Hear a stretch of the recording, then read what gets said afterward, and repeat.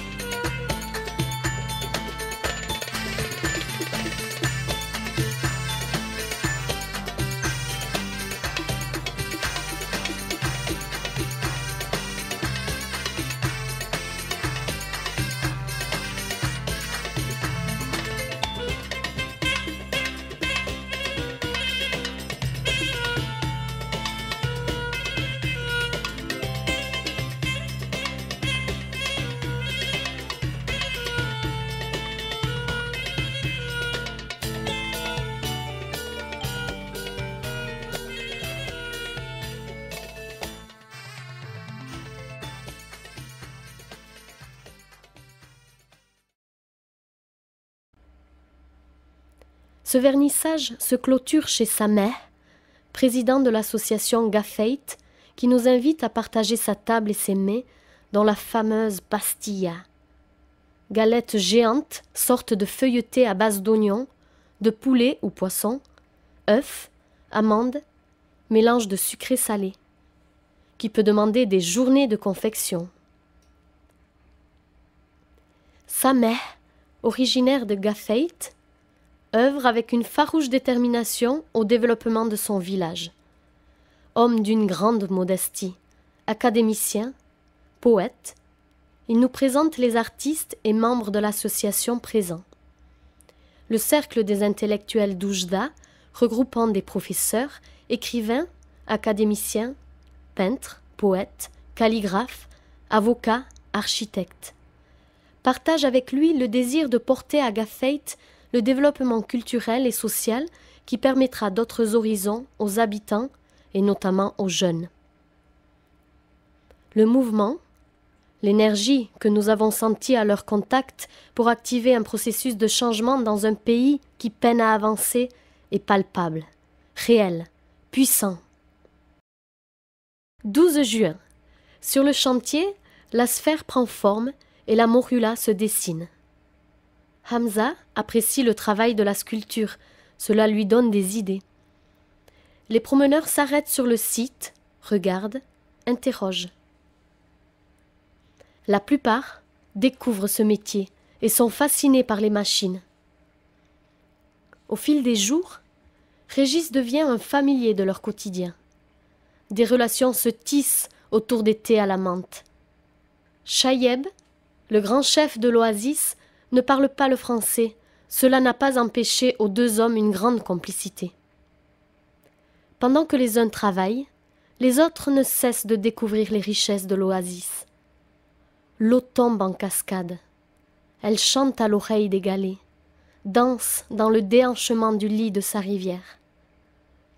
Des lauriers roses recouvrent les roches, tandis que le fond de l'eau regorge de cailloux aux couleurs étonnantes. L'eau rafraîchissante attire les gens de partout. Les enfants testent les courants, se laissant dériver comme des bouchons de liège.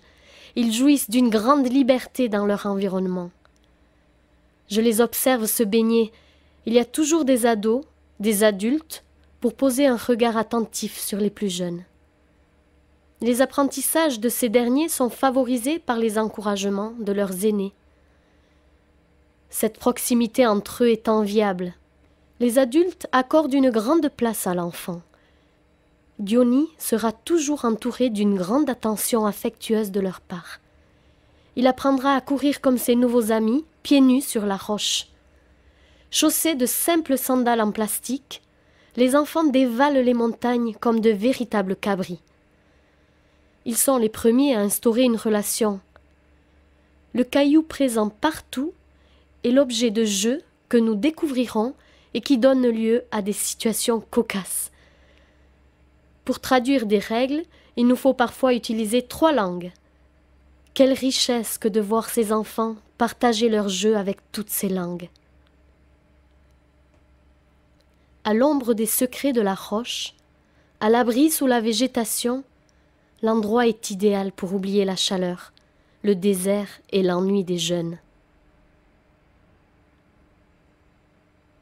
On peut y observer des tortues aquatiques, des crapauds au volume impressionnant, des cigales, des sauterelles qui se fondent à merveille dans leur milieu environnant. Nos visages européens attirent l'attention. Beaucoup sont surpris de notre présence dans cet endroit où si peu d'étrangers s'arrêtent. Tous nous gratifient d'un sourire généreux pour nous souhaiter la bienvenue. Bienvenue est un mot que nous entendrons tous les jours. Les gens de l'oriental ont un sens aigu de l'hospitalité.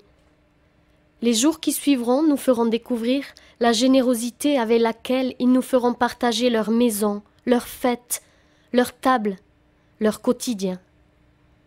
Bienvenue, ce mot tout simple qui nous fait nous sentir bien dans ce pays si différent du nôtre. Ils sont doux tous ces moments, bénis par l'abondance de toutes les chaleurs offertes par ce pays. Nous nous y fondons chaque jour un peu plus. La distance de nos différences s'harmonise au fil du temps, au fil de l'eau, pour ne retenir que nos évidentes ressemblances. 13 juin. Nous sommes invités à plusieurs mariages, chacun durant de 3 à 5 jours. Pour moi, c'est l'occasion de rencontrer des femmes. Jusque-là, j'en ai croisé assez peu, passant la plupart de mon temps avec les hommes. Ils étaient parfois 30 et j'étais la seule femme. Cette approche-là est très particulière. Leurs regards m'ont paru lourds au départ, malgré toute l'attention et le respect qu'ils ont eu à mon égard. Il m'aura fallu un certain temps avant de trouver ma place. Les femmes sont absentes de leurs réunions. Elles passent la plupart de leur temps à la maison, où elles cuisinent à toute heure. Les premières levées pour faire le pain, le haringo, galette aux 1000 trous, les msamen, sortes de crêpes, brioches, couscous, tagine, harira, pâtisserie. Toutes connaissent la confection des plats traditionnels. Comment elles font tes mains pour en charmer les flammes, tes mains qui les nourrissent, tes mains que le pain brûlant caresse.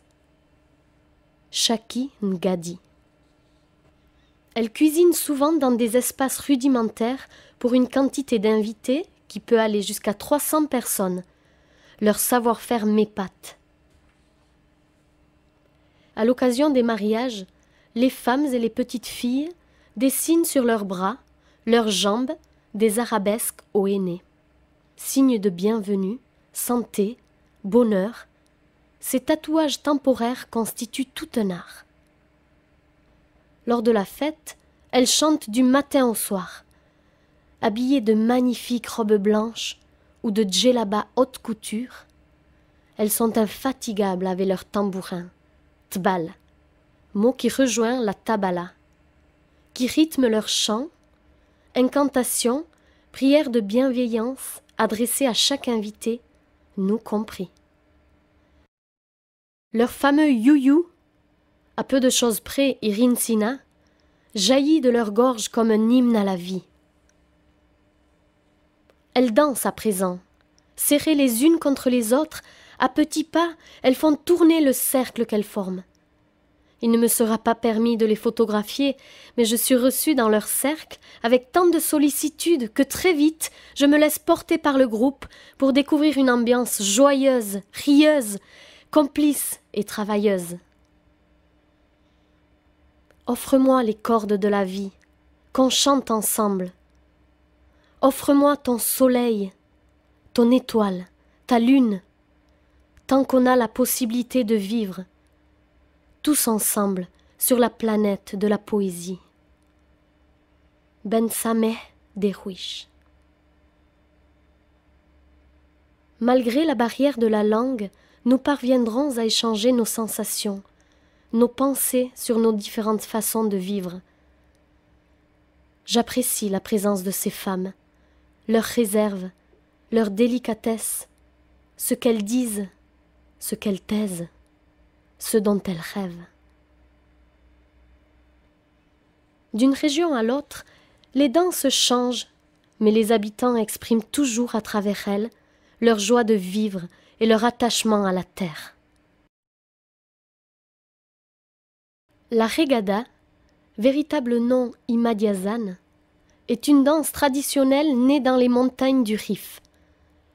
On la danse avec des mouvements d'épaules, un fusil ou bâton décoré, en cognant les pieds contre le sol au rythme du bendir, la raïta ou le zamar, sorte de flûte à 2 cornes. Les guerriers rifins dansaient en signe de victoire sur l'ennemi, d'où l'usage du fusil.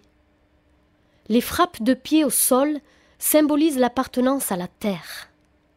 Une synergie fabuleuse s'opère entre les danseurs et les musiciens qui accordent leur tempo en fonction de signes que leur envoient les danseurs. Les enfants apprennent cette danse tout simplement en observant leurs aînés. Ce moment se termine autour d'un couscous. Pour la première fois, notre famille se scinde en 2. Régis et Diony dîneront avec les hommes, tandis que je mangerai avec les femmes.